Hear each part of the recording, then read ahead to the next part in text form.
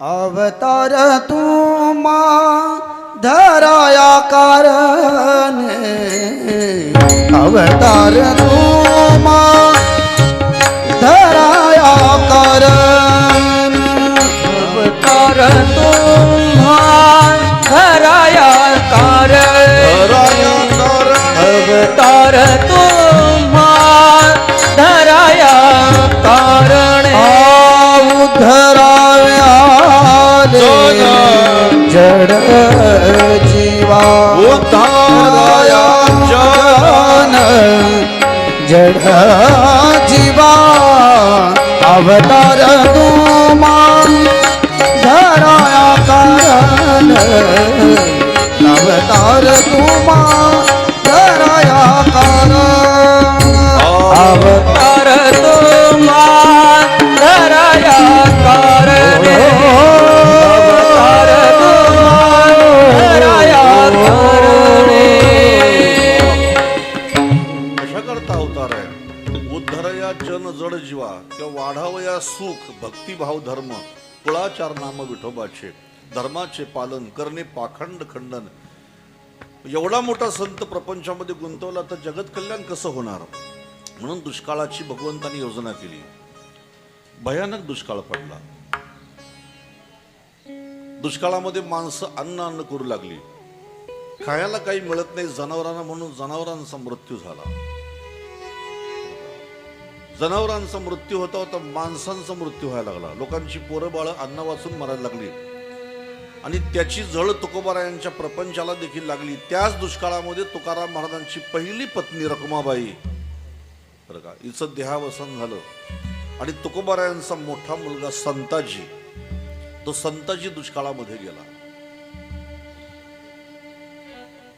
स्त्री एक अन्न करता मेली तुकोबाराय म्हणतात. संताजी नावाचा पुत्र गेला. आता हे सगळं सुरू असताना तुकोबाराय आता, बरं का, परोपकाराची भावना त्यांच्या, बरं का, तुकोबारायांची परोपकाराची भावना आपल्याला कशी पाहायला मिळते पहा. दुष्काळाच्या काळामध्ये जी माणसं वाचली त्यांना जगवण्यासाठी तुकाराम महाराज प्रयत्न करू लागले. आपल्या घरामध्ये असलेला धान्याचा साठा लोकांना वाटून दिला. लोकांना दिलेलं कर्ज तुकोबारायांनी माफ करून टाकलं. होते नव्हती तेवढी संपत्ती लोकांना वाटून दिली. ऐका, आता सरकार सांगतं आम्ही कर्जमाफी केली, शेतकऱ्यांची कर्जमाफी केली. सरकार म्हणतं आता आम्ही शेतकऱ्यांना कर्ज माफ केलं.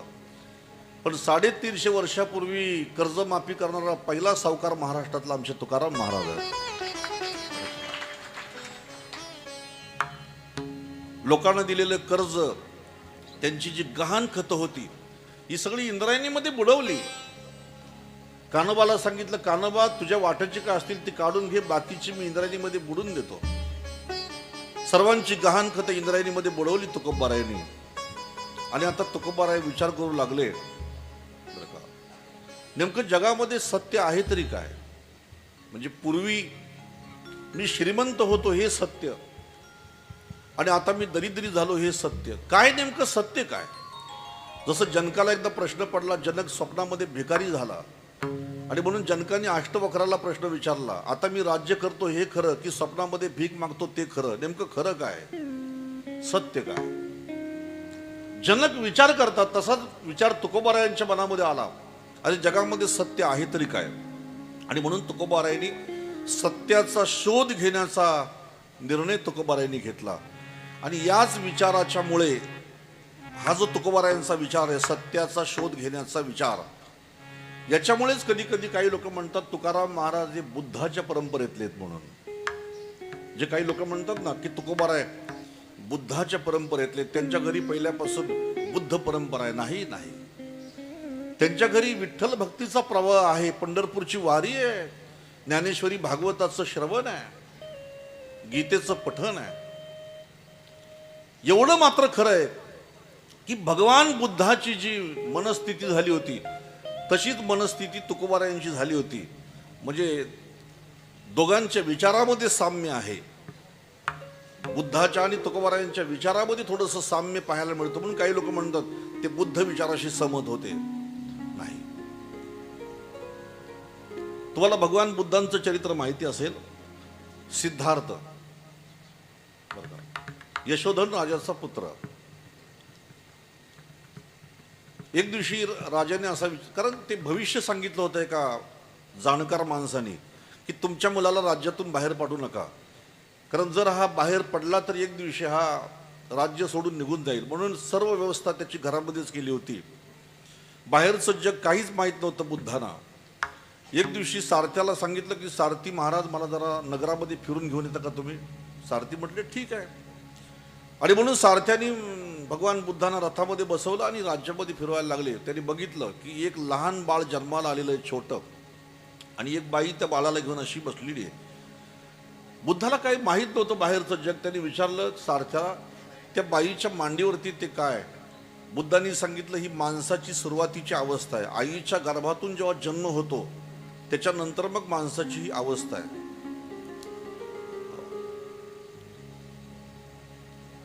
एक दिवशी फिरता फिरता भगवान बुद्धांनी बघितलं बरं का, एक म्हातारा माणूस हातामध्ये काठी घेऊन कमरेने वाकत वाकत चाललेला आहे. त्यांनी विचारलं सारथ्याला हा काय प्रकार आहे.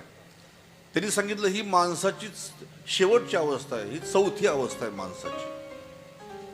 माणसाचं शरीर हे जीर्ण होतं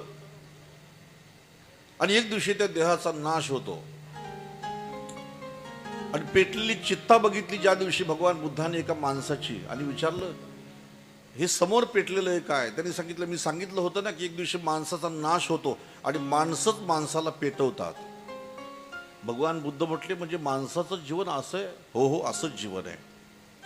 म्हणजे एवढं सगळं करून माणसाची राख होते, राख होते. मग जगामध्ये खरं आहे तरी काय, सत्य आहे काय. आणि म्हणून सत्याचा शोध घेण्यासाठी त्यांनी जसं घर सोडलं तसं आता तुकोबारायांची सुद्धा पावलं आता उत्तरेकडे वळली. लक्षात ठेवा, दुष्काळाच्या नंतर आता तुकोबारायांची पावलं आता उत्तर दिशेकडे वळली. भंडाऱ्यावरती जाऊन तुकोबाराय तासन तास बसायचे.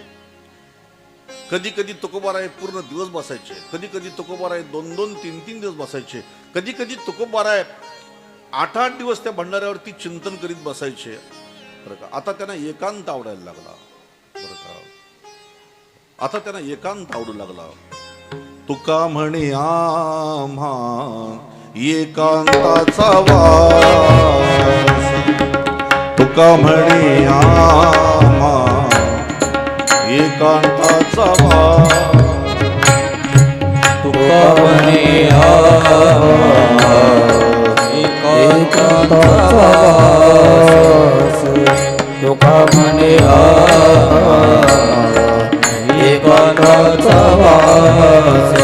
ब्रह्मी ब्रह्मरस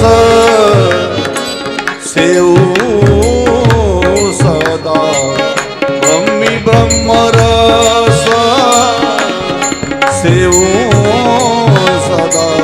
आता हे सोहळे झाले त्रिभुवन, आता हे सोहळे झाले त्रिभुवन.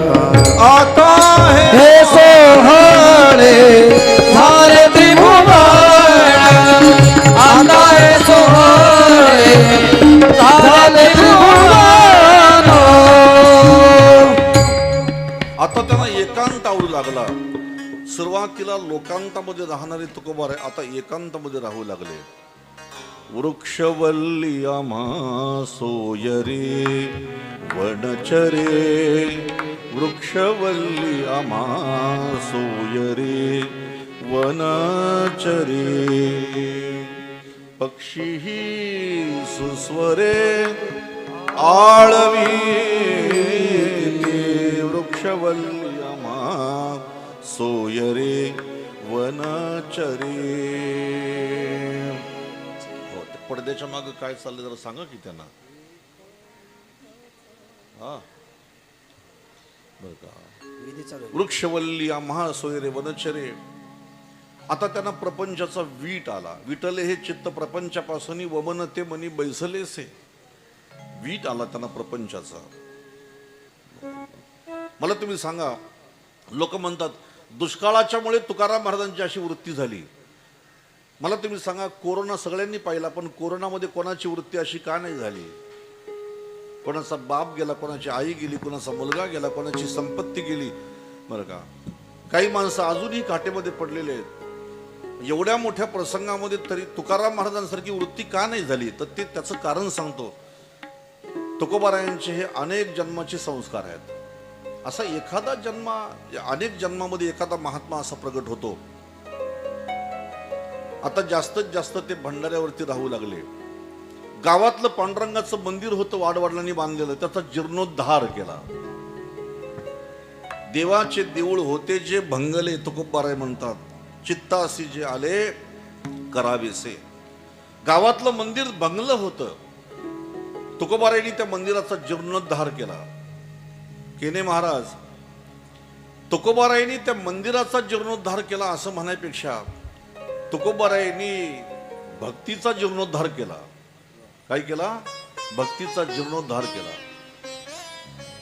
कलियुगामध्ये भक्ती म्हातारी झाली होती, दुबळी झाली होती, तिच्या अंगामध्ये त्राण नव्हतं. तुकोबारायांनी भक्ती ज्ञान वैराग्याचा जीर्णोद्धार केला मंदिराच्या निमित्ताने. ते म्हणतात देऊच्या मंदिरामध्ये सुरुवातीला कीर्तन व्हायची काही लोकांची. त्या कीर्तनामध्ये मी सुरुवातीला टाळ घेऊन उभा राहत होतो. महाराज म्हणतात ज्याला भविष्यामध्ये कीर्तनकार व्हायचंय त्याने अगोदर टाळ घ्यायला शिकलं पाहिजे. आता अलीकडे संते महाराज टाळ घ्यायला नको, एकदम फेटा बांधायचा विचार.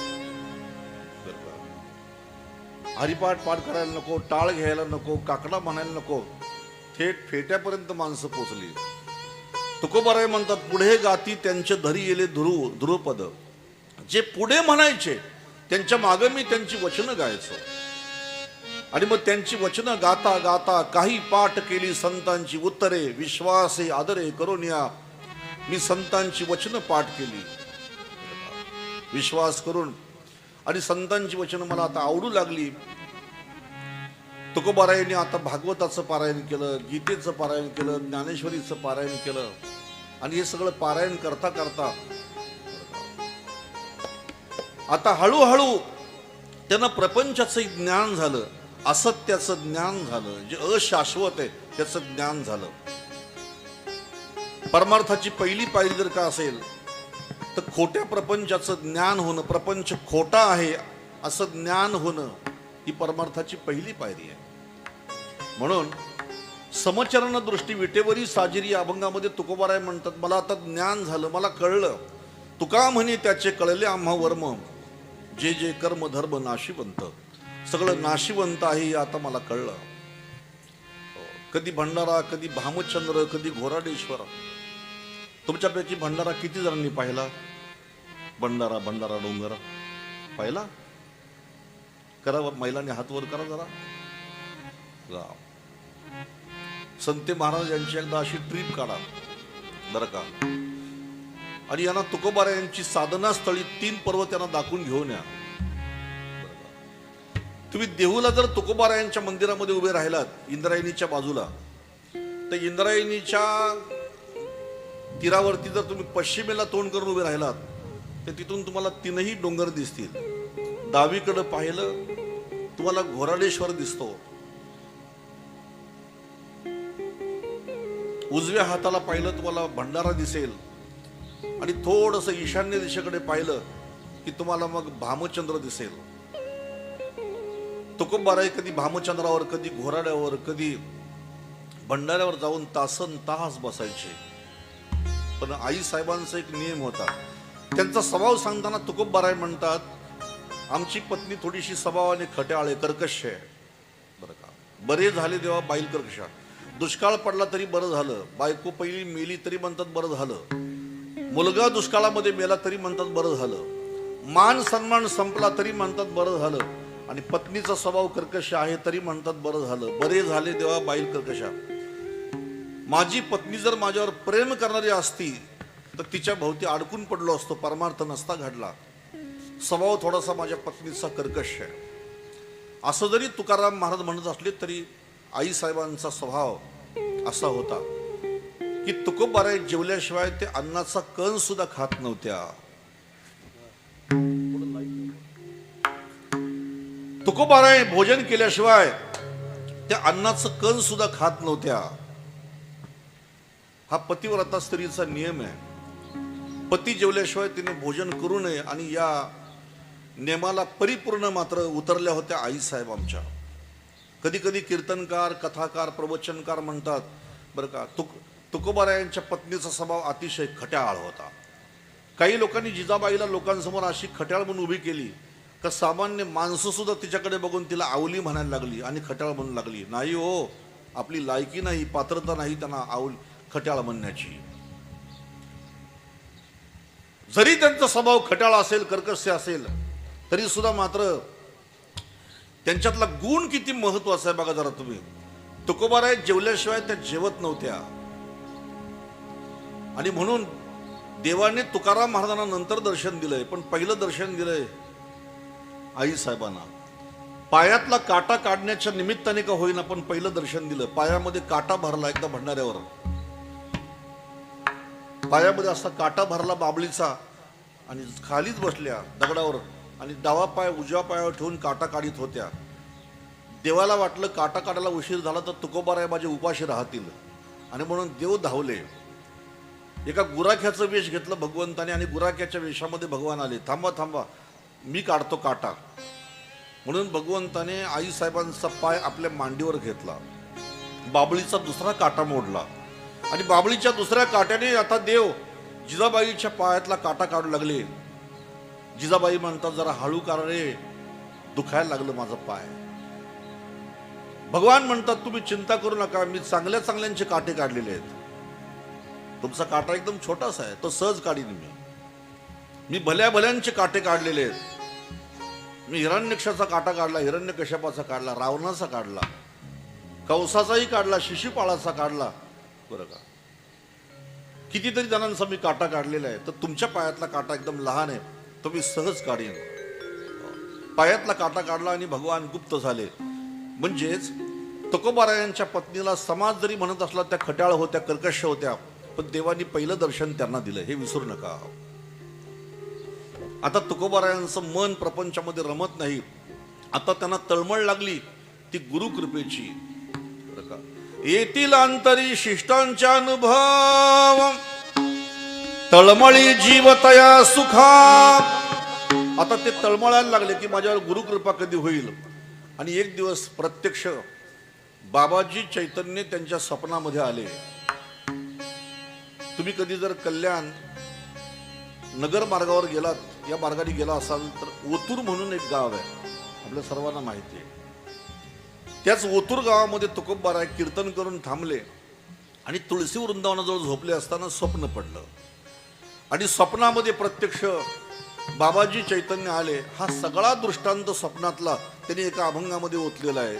सत्य गुरु राये कृपा मज केली, परिणाई घडली सेवा भाई, सापडविली वाटे जाता गंगा स्नान, पुस्तकी तो दान ठेविला कर, भोजना मागती तुम पावशेर, वडिला विसर स्वप्ना माझी, काय गळे उपजला अंतराय, म्हणून काय कराने, राघव चैतन्य केशव चैतन्य, सांगितले पुन्हा मालिकेची, बाबाजी आपुले सांगितले नाम, मंत्र दिला राम कृष्णाने. माघ शुद्ध दशमी पाहुणे गुरुवार, शुद्ध दशमी पाहुणी गुरुवार, माघ शुद्ध दशमी पाहुणे गुरुवार, गेला अंगीकार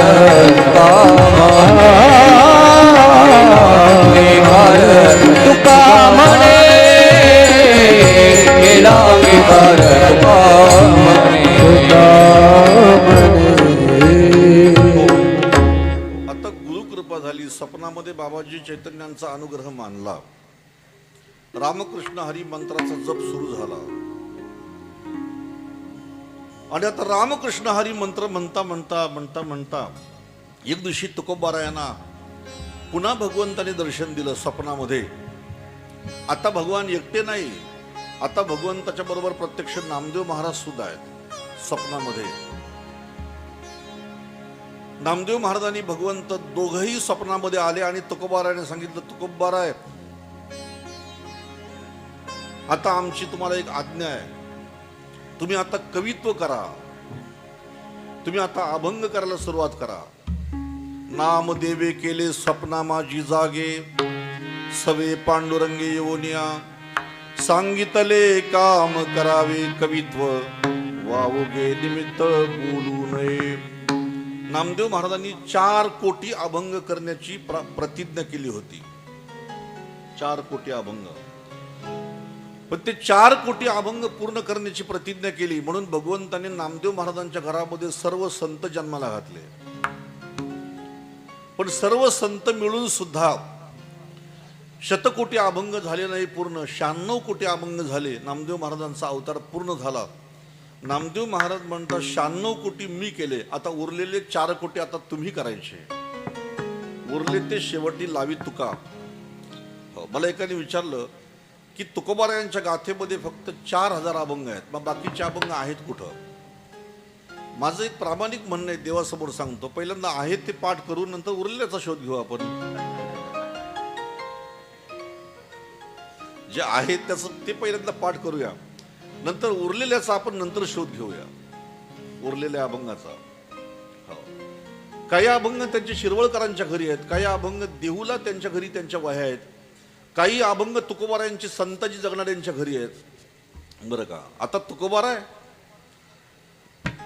कवित्व करू लागले, भगवान त्यांच्याकडून कवित्व करू लागला. बरं का, तुकोबारायांच्या प्रत्येक शब्दाला परतत्वाचा स्पर्श आता होऊ लागला आणि त्यांच्या मुखातली प्रासादिक गोड वचनं आता लोकांना आवडू लागली. जीवनामध्ये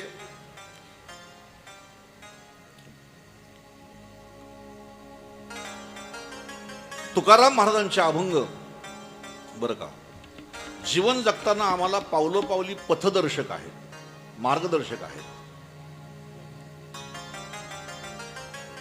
तुम्हाला ज्या प्रसंगाचा अभंग लागेल त्या प्रसंगाचा अभंग तुम्हाला गाथेमध्ये मिळेल. आणि म्हणून बाया जात्यावर बसल्या तरी तुकोबारायांच्या ओव्या म्हणू लागल्या. ओव्या ओव्या पूर्वी ओव्या म्हणायच्या दळताना, आता दळणच गेलं तर आता बरं का ओव्या कुठून गाणार आहेत?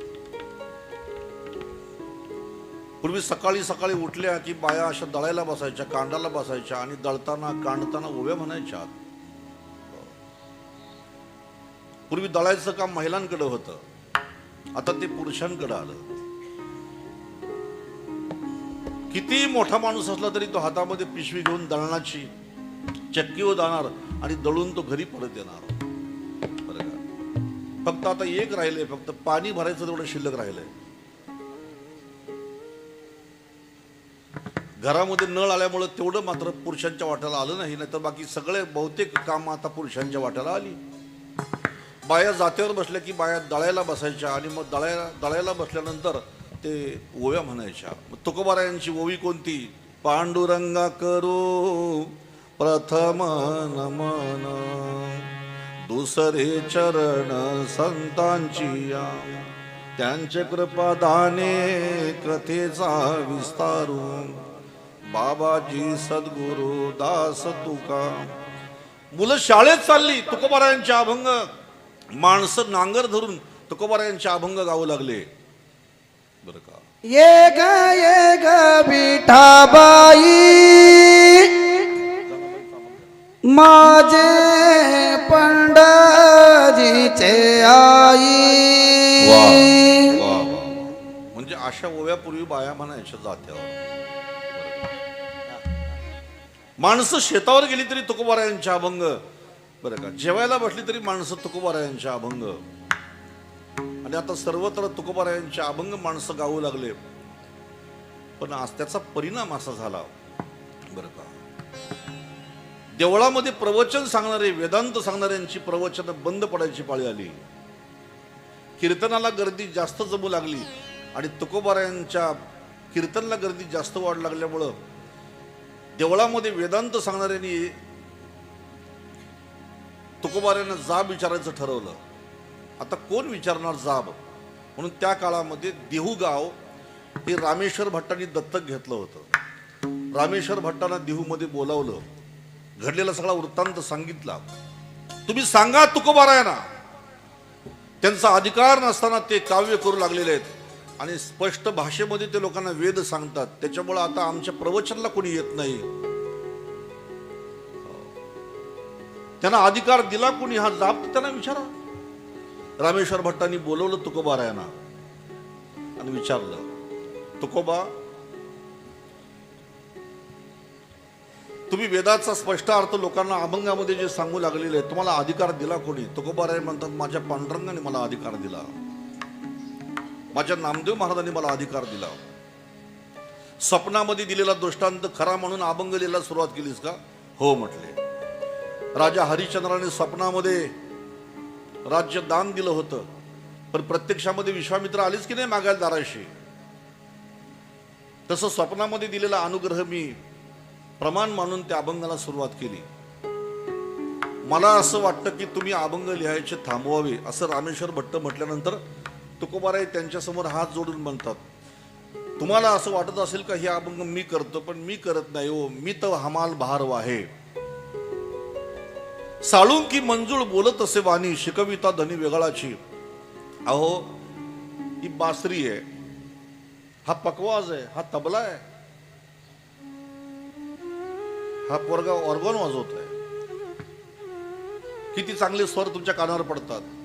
तबला ऐकायला किती गोड वाटतो, त्याचा पकवाज ऐकायला किती गोड वाटतो. मला तुम्ही सांगा, तुम्ही म्हणता पकवाज वाजतो, तबला वाजतो, ऑर्गन वाजतो, हा त्या तबल्याचा गुण आहे, पकवाजचा गुण आहे, ऑर्गनचा गुण आहे का वाजवणाऱ्याचा गुण आहे? बोला ना, बोला बोला. तुम्ही बसा वाजवायला.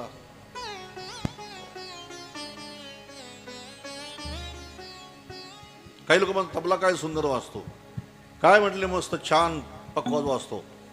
तुकोबाराय म्हणतात, पाव्या माझी राग ज्ञान केले आथी मधुर गायन.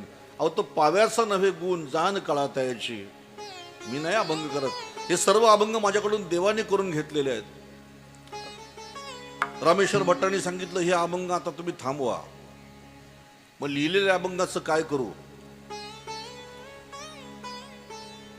तुम्हाला माहिती आहे, जसं ज्ञानेश्वर महाराजांची ज्ञानेश्वरी ही ज्ञानेश्वर महाराजांनी नाही लिहिली, सांगण्याचं काम ज्ञानेश्वर महाराजांनी केलं. पण लिहिण्याचं काम कोणी केलं? कोणी? ज्ञानेश्वरी लिहिण्याचं काम हे सच्चिदानंद बाबांनी केलं. तसं तुकोबारायांनी अभंग सांगण्याचं काम केलं, बोलण्याचं काम केलं, गाण्याचं काम केलं. पण लिहिण्याचं कार्य मात्र केलं ते संताजी जगनाडे. हे तेली समाजातले संत होऊन गेले. सदुमरे म्हणून गाव आहे देहूच्या जवळ, दोघं एकत्र गुरं चारायचे. तुकोबारायांच्या मुखातून निघालेली प्रासादिक वचनं, वेद वचनं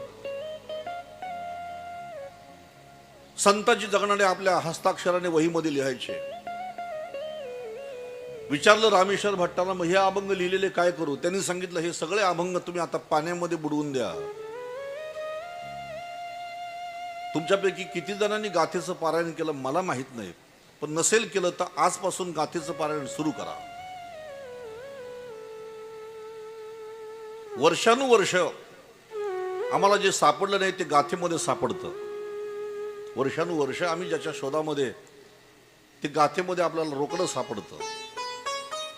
लहान मुलांनी कसं वागावं, बापानी मुलाशी कसं वागावं, मुलांनी बापाशी कसं वागावं, पत्नीने पतीशी कसं वागावं, पतीने पत्नीशी कसं वागावं, बरं का, राजांनी प्रजेशी कसं वागावं, संन्याशांनी कसं वागावं, वारकऱ्यांनी कसं वागावं.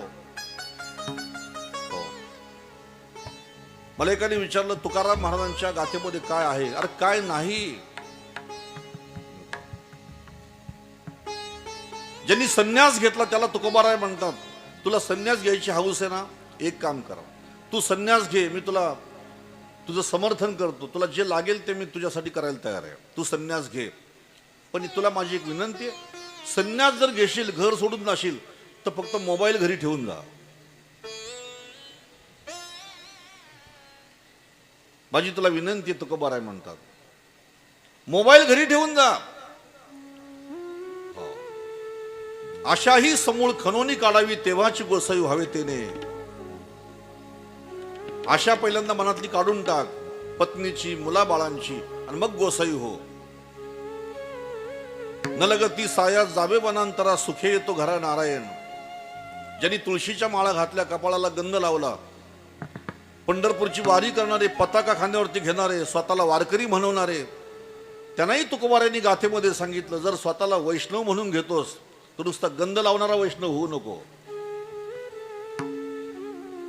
नुसतं माळ घातली म्हणून वैष्णव स्वतःला म्हणून घेऊ नको. वारी करतो म्हणून स्वतःला वैष्णव म्हणून घेऊ नको.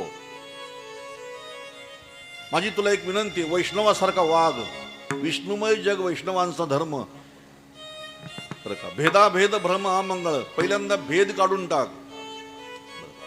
संसारी माणसानं सांगितलं, तुम्हाला काही जमत नसेल ना तर नका काही करू, पण कोणाशी भांडण करू नका. कोणाशीही भांडण न करणं ही भक्ती आहे. निर्वैर भावे सर्व भूतांसवे, साधन बर्वे हेची एक. काय काय सांगावं. सगळ्यांसाठी तुकाराम महाराजांचे अभंग आहेत. रामेश्वर भट्टांनी सांगितलं, तुमचे अभंग पाण्यामध्ये सोडा, पण सोडताना मात्र त्याला दगड बांधून ते अभंग पाण्यामध्ये बुडवा. संक्षिप्त सांगतो थोडक्यामध्ये, माझी वेळ संपत आलेली आहे. शेवटी तुकोबारायांनी आपले अभंग दगडासहित पाण्यामध्ये बुडवले. इंद्रायणीच्या काठावर 13 दिवस धरणं धरून बसले. 13 दिवस अन्न नाही, पाणी नाही. तुकोबारायांची लेकरं त्यांच्या पायाजवळ बसलेली आहेत. जिजाबाई त्यांना विनंती करतात, 2 घास खाऊन घ्या. ते म्हणतात, ज्याच्यासाठी जगत होतो ते भांडवलच इंद्रायणीमध्ये बुडलं, तर आता मी जगू कोणासाठी. आणि म्हणून अन्नाला 13 दिवस स्पर्श केला नाही. शेवटी भगवंताला काळजी पडली की माझ्या तुकोबारायांनी केलेलं भांडवल जर बुडलं तर जग कसं तरल. आणि म्हणून 13व्या दिवशी तुकोबारायांचे अभंग पाण्याच्या वर आले, दगडासहित. जळी दगडासहित वह्या, तारी येल्या जैशाला. 13 दिवस वह्या रक्षुनी उदकी, कोरड्याची काढून दाखविल्या शेखी. पाण्याचा एक थेंब सुद्धा न लागता कोरडे अभंग बाहेर काढले. आणि लक्ष देऊन ऐका, अभंग पाण्याच्या वर आले, पण येताना दगड सुद्धा वर घेऊन आले. ज्या दगडाने अभंगाला मिठी मारली होती ना, ते दगड सुद्धा पाण्याच्या वर आले. आणि ज्या दगडाने अभंगाची मिठी सोडली होती ते दगड पाण्याच्या खालीच राहिले. मला तुम्ही सांगा, जड दगड जर पाण्यावरती तरतात तर अनेक जन्मापासून आपल्याकडे आलेलं जडत्व हे त्या अभंगाने जाणार नाही. आणि म्हणून तुकोबारायांचे अभंग भगवंताने 13व्या दिवशी तारले. तुकोबाराय देवाला म्हणतात, देवा थोर अन्याय केला. बरं का, मी तुझ्यावरती खूप मोठा अन्याय केला. 13 दिवसापर्यंत मी तुझ्यावर भार घातला. परमेश्वरा, माझी चुकी झाली. तुला मी 13 दिवस या पाण्यामध्ये उभं केलं, इंद्रायणीमध्ये अभंग घेऊन. माझा खूप मोठा अन्याय झाला. हळूहळू तुकोबारायांची कीर्ती सर्वत्र पसरू लागली. आणि मग आता जगद्गुरु तुकोबारायांचं वय झालं 41 वर्षाचं वय. बघा, हळूहळू त्यांची कीर्ती पसरत गेली. छत्रपती शिवाजी महाराजांना त्यांची कीर्ती कळाली. आणि एक दिवशी छत्रपती शिवाजी महाराजांनी त्यांना नजराना पाठवला. पण दिलेला नजराना छत्रपती शिवाजी महाराजांना परत दिला आणि सांगितलं, महाराज, दिवट्या छत्री घोडे हे तो बऱ्यात न पडे, आम्ही तेने सुखी म्हणा विठ्ठल विठ्ठल मुखी. 9 अभंग तुकोबारायांनी छत्रपती शिवाजी महाराजांना लिहून दिले कागदावर. 9 अभंग असं पत्र दिलं लिहून. 41 वर्षाचं वय झालं. आणि आता तुकोबारायांनी विचार केला, आता आपलं कार्य संपावं म्हणून. शोधिताची नये म्हणून ओळख घेतो पाय, आता दिसू नये जना ऐसे करीबा नारायणा. शहाण्या माणसांनी कार्य झाल्यावर थांबायचं नसतं हा विचार करून तुकोबारायांनी आता अवतार संपवायचा विचार केला. पंढरपूरला वारकरी चालले होते. त्या पंढरपूरला जाणाऱ्या वारकऱ्यांना सांगितलं, वारकरी मंडळी, जरा देवाला माझा निरोप सांगा. तुम्ही सनकाधिक संत म्हणविता कृपावंत, एवढा करा उपकार, सांगा देवा नमस्कार. वारकरी पंढरपूरून परत आले. त्यांनी तुकोबारायांना निरोप दिला. आणि तुकोबाराय आता लोकांना सांगू लागले, बरं का, निरोपया संता हाती आला, निरोपया संता हाती आला बोला बोला बोला हाती आला निरुपया संता आपुले आपुल्या माहेरा जाईन मियाता आपुल्या मागेरा जाईन मिया आपुल्या माहेरा जाईन मिया जाईन मियाता या माहेरा जाईन मिया निरुपया संता हाती आला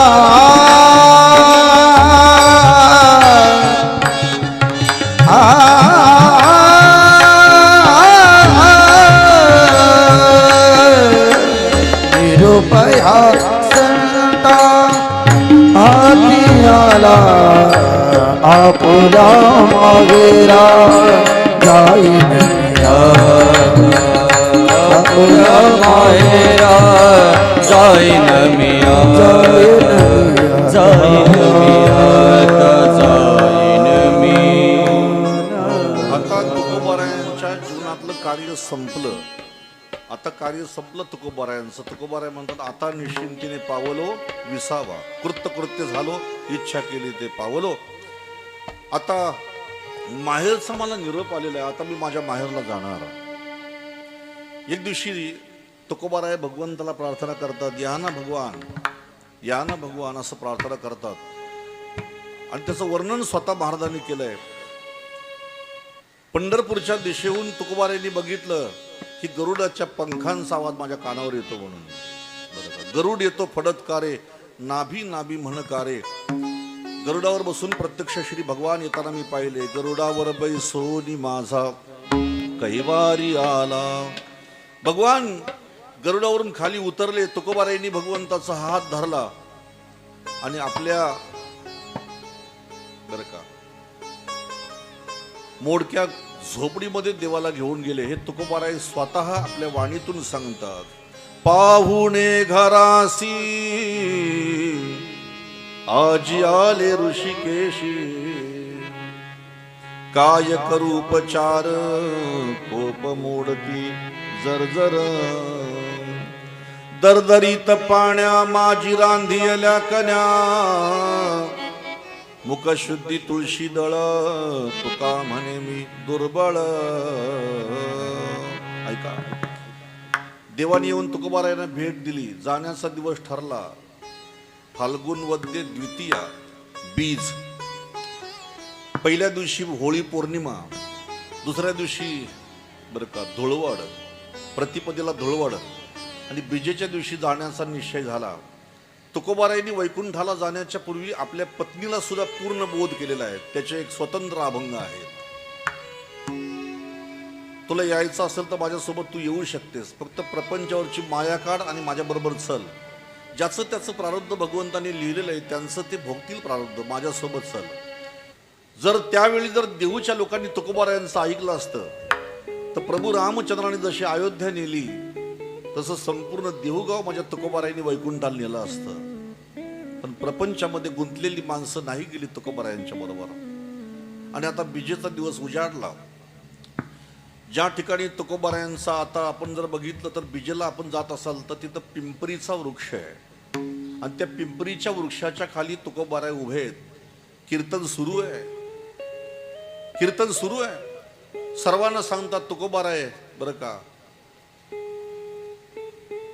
घोटवीन लाळ ब्रह्मज्ञाने हाती. हा अभंग तुकोबारायांनी कीर्तनासाठी घेतला आणि सर्वांना सांगितलं तुमचं सर्वांचं कर्म धर्म कल्याण असावं. आता मी निघालो. आणि कीर्तन करता करता तुकोबाराय त्या कीर्तनातून गुप्त झाले. कुडी सहित झाला गुप्त तुका.